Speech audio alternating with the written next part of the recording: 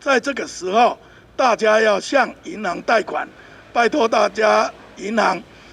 的董事长、总经理绝对不可以雨天说伞，并且中央银行已经降息，各银行也要跟着降息，同时不要收手续费、业务处理费，并且旧贷要延长，新贷要赶快放。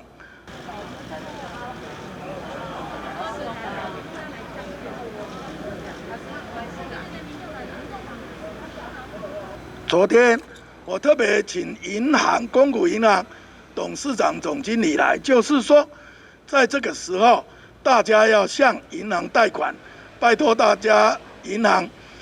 的董事长、总经理绝对不可以雨天说伞，并且中央银行已经降息，各银行也要跟着降息，同时不要收手续费、业务处理费，并且旧贷要延长。新贷要赶快放，并且我们已经免除了银行贷款的员工，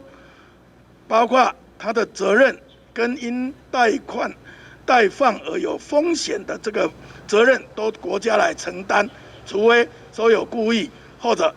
舞弊，或者承办的行员不必有心理负担。我们就是希望每一家银行在这种困难的时候，大家共同知道受困者现在就等着有钱可以运转，政府用尽全力，希望银行也多多体会。向国人同胞报告，蔡总统非常关心这一次受疫情冲击的受困者，无论是个人或者是商家产业，所以昨天我们已经把钱拨到县市政府，要给中低收入户跟弱势，一共87万人，每个月加给1500块，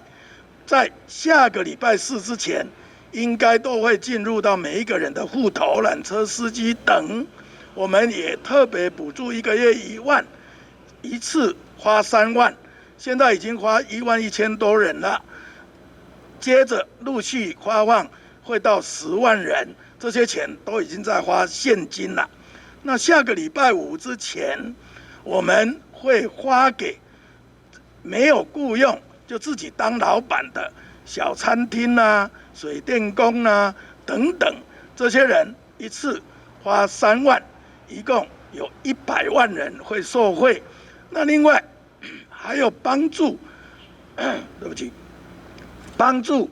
那个受影响的企业雇用员工，补助薪资40%，这些详细的办法各部会都有公布，请大家看，我们都非常的照顾，希望大家走出困境，也拜托立法院早日通过预算，让我们的钱能够继续花得更多更快。